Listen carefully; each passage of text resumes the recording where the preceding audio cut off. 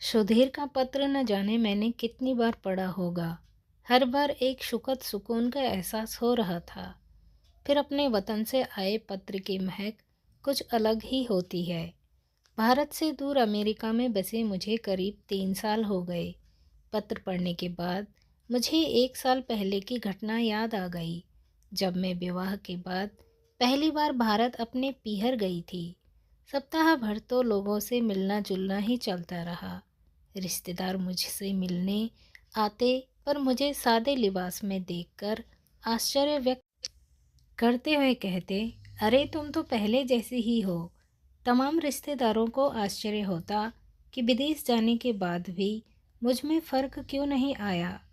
मैं उनकी बातों पर हंस पड़ती। क्या विदेश जाने से अपनी सभ्यता को कोई भूल जाता है? जहाँ जन्म हुआ हो वहाँ के संस्कार तो कभी मिट ही नहीं सकते। अपनी मिट्टी की महक मेरे मन में इतनी अधिक समाई हुई थी कि अमेरिका में रहते हुए भी कभी भारत को पल भर भी न भुला पाई। जब मेल मुलाकातों का सिलसिला कुछ कम हुआ तो एक शाम में छत पर टहलने चली गई।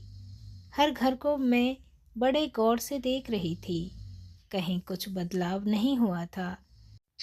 तभी मैं सामने के घर से एक अपरिचित महिला को कपड़े उतारते हुए देखने लगी।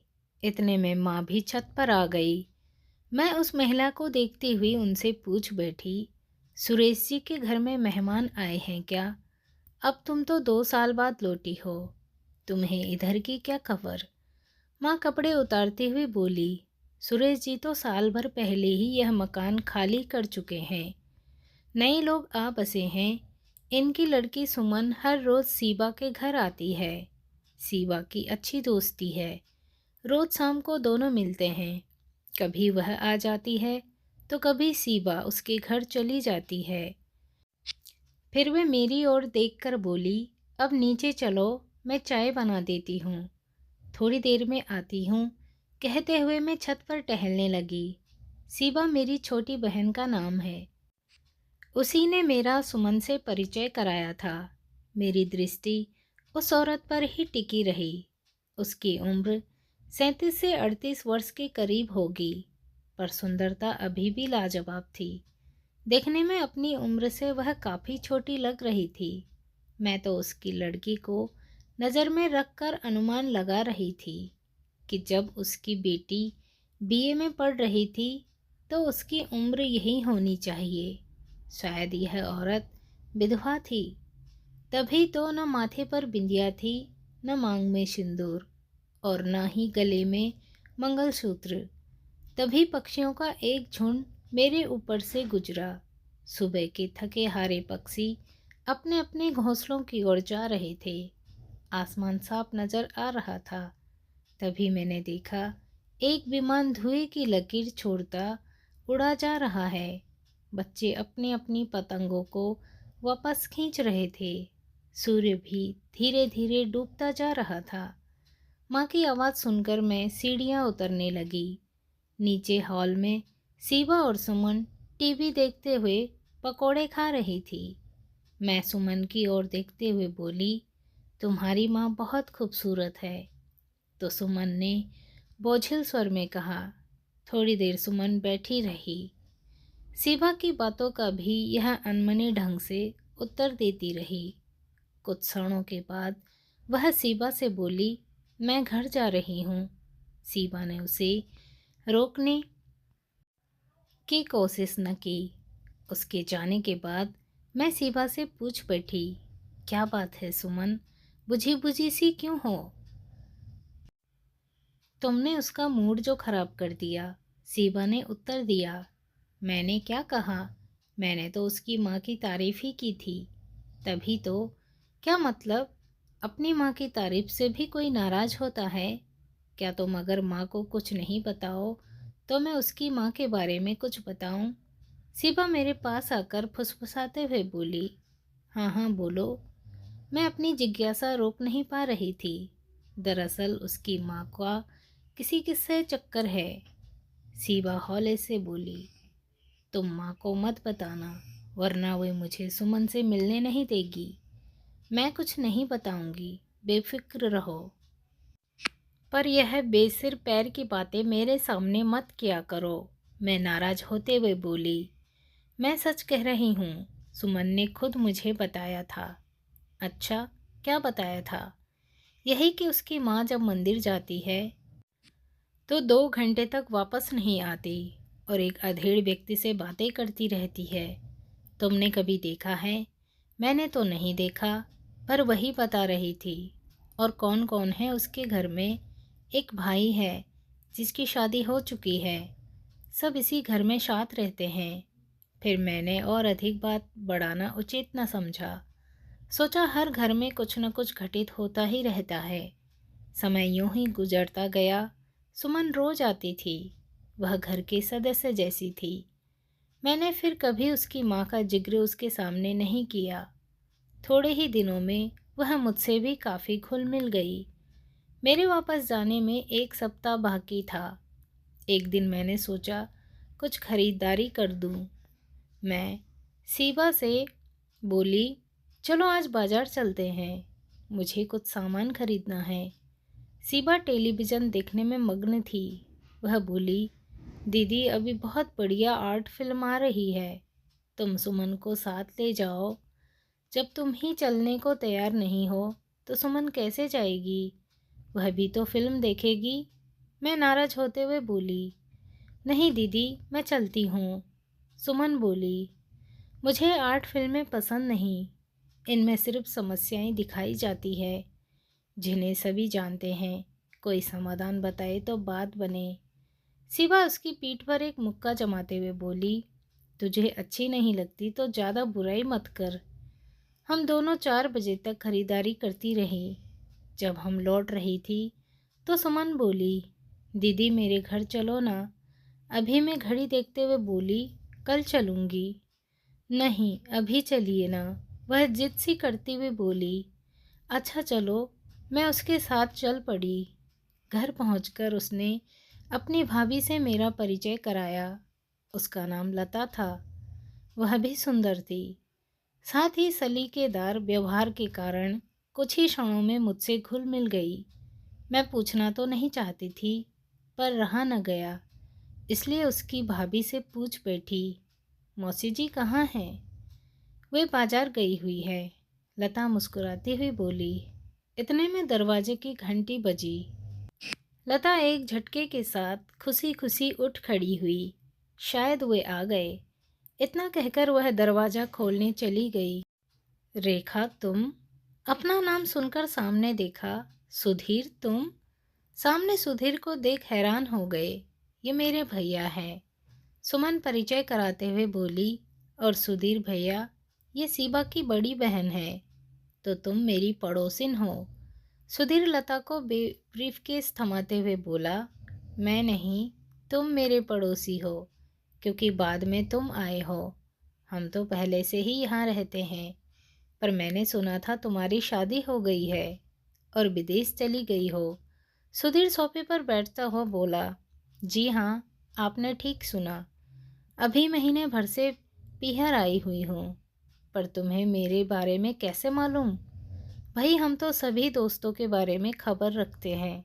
स्वार्थी तो लड़कियां होती है, जहां अपना सुख देखती है वहीं चली जाती है, यहाँ तक कि माँ बाप को भी छोड़ देती है। अच्छा अच्छा, अब चुप हो। लड़कियों की अपनी मजबूरियां होती है। हाँ भाई, सारी मजबूरियां तो औरतों की ही होती है। बाप रे, आप लोगों ने तो लड़ना शुरू कर दिया। लता बोली, आप लोग एक दूसरे को कैसे जानते हैं? हम दोनों एक ही कॉलेज में पढ़े हुए हैं। सुधीर उत्तर देते हुए बोला। इतने में एक शख्स के आने से सुमन बोली, दीदी आप बातें करिए, मेरे तो टीचर आ गए, मैं पढ़ने जा रही हूँ। मैंने सिर हिलाकर उसे स्वीकृति दे दी। फिर लता की ओर मुखातिब होते हुए बोली, जानती हो, हम बिना झगड़े एक भी दिन नहीं बिता पाते थे। तुम्हारा अन्न तो हजम नहीं होता था। सुधीर हंसते हुए बोला, पर तुम यहाँ कैसे? तुम तो जानती ही हो, मैं हॉस्टल में रह रहकर यहाँ पढ़ाई कर रहा था। बीकॉम के बाद मैंने सीए करना शुरू कर दिया। साथ ही एक बैंक में नौकरी भी मिल गई। बस मैंने सबको यहीं बुलवा लिया। हमारी शादी को भी अभी 6 महीने ही हुए हैं। अब मुझे क्या मालूम था कि मैं तुम्हारे ही पड़ोस में रह रहा हूँ। लता मालूम है, सब सुधीर को माँ का भक्त कहकर पुकारते थे। मैं उसकी ओर देखते हुए बोली, यह हमेशा कहता था कि माँ जैसी ही पत्नी मुझे मिले, पर मैं तो उन जैसी नहीं हूँ। लता ने व्यंग्यात्मक स्वर में कहा। मुझे अपने ऊपर ही गुस्सा आया कि उसकी माँ के बारे में क्यों वार्तालाप छेड़ दिया, लेकिन सुधीर ने बात संभालते हुए कहा, तुमने मेरी माँ को देखा है? हाँ, एक दिन छत पर देखा था। मैं सामान्य स्वर में बोली, तो यह उनकी तरह ही सुंदर है कि नहीं? हाँ, है तो, मैंने कहा। लता अपनी तारीफ सुन शर्मा गई। इसे भी माँ ने ही पसंद किया था, वरना तुम तो जानती ही हो मेरी पसंद कैसी है। सुधीर हंसते हुए बोला, हाँ हाँ जानती हूँ, तुम्हारी पसंद एकदम घटिया है। घटिया है तभी तो तुम मेरी दोस्त बनी। सुधीर ने चुटकी लेते हुए कहा, क्या मतलब? मैं चीखती हुई बोली, भाई आप लोग तो बहुत झगड़ते हैं। अब आराम से बैठकर बातें करिए, मैं नाश्ता लेकर आती हूँ। कहते हुए लता रसोई की तरफ चल दी। लता के जाने के बाद सुधीर नम्रतापूर्वक बोला, तुम लता की बातों का बुरा मत मानना, वह बहुत अच्छी है, पर कभी कभी अपना विवेक खो बैठती है। लेकिन इससे में इसका कोई कसूर नहीं है, परिस्थितियाँ ही कुछ ऐसी हो गई है। क्या बात है सुधीर, तुम रुक क्यों गए? तुमने माँ के बारे में कभी कुछ सुना है? सुधीर हौले से बोला, हाँ सुना तो है। मैं नज़रें नीची करती हुई बोली, पर विश्वास नहीं हो रहा। तुम तो उनकी बहुत तारीफ करते रहते थे कि कितने कष्टों से तुम्हें पाला पोसा है। अगर उन्हें किसी मर्द की ज़रूरत थी तो पहले ही विवाह कर लेते। अब इस उम्र में यह सब करना क्या ठीक है? लता कुछ रुष्ट होते हुए बोली, अगर पहले विवाह कर लेती तो आज सुधीर की दशा कुछ और ही होती। लता समझने की कोशिश करो, तुम भी एक औरत हो, मर्द हो या औरत, जवानी के दिन तो फिर भी निकल जाते हैं, पर प्रौढ़ावस्था में ही एक दूसरे की ज़रूरत महसूस होती है। हो सकता है यही ज़रूरत उन दोनों को करीब लाई हो। जवानी तो संघर्षों के कारण बीत गई, पर अब जब सुधीर भी अपने पद पर स्थायी हो गया है, सुमन भी अपनी हमउम्र सहेलियों के साथ व्यस्त हो गई है, तो अकेलापन तो तुम्हारी माँ को ही महसूस होता होगा। तुम बेकार की बातें कर रही हो। सुधीर बोला, दुनिया क्या कहेगी कि जवान बेटी घर पर बैठी है और माँ की शादी हो रही है।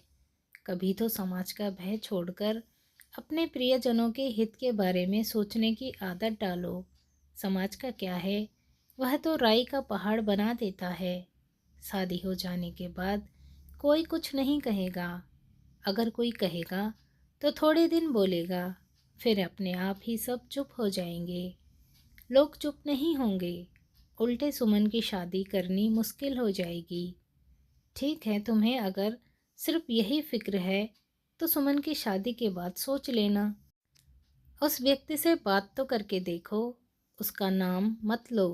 उसको देखते ही मुझे नफरत होने लगती है, और उसे मैं बाप बोलूँगा, हरगिज नहीं।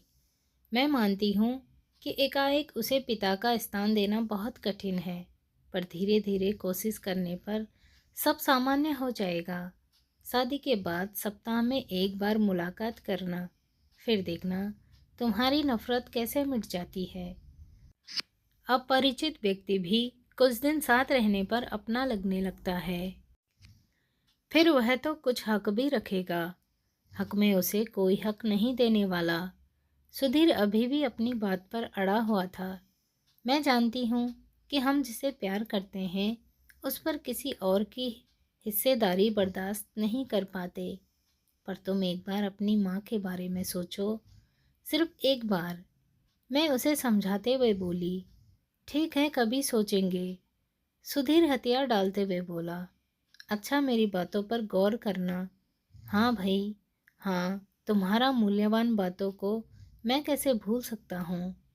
खैर, कब वापस जा रही हो? अगले मंगलवार को। बस इतने ही दिन? हाँ, मेरे पति के चाचा जा रहे हैं, उनका साथ मिल जाएगा। हम तुम्हें छोड़ने के लिए एयरपोर्ट आएंगे, सुधीर ने कहा। इतने में सुमन के टीचर भी चले गए।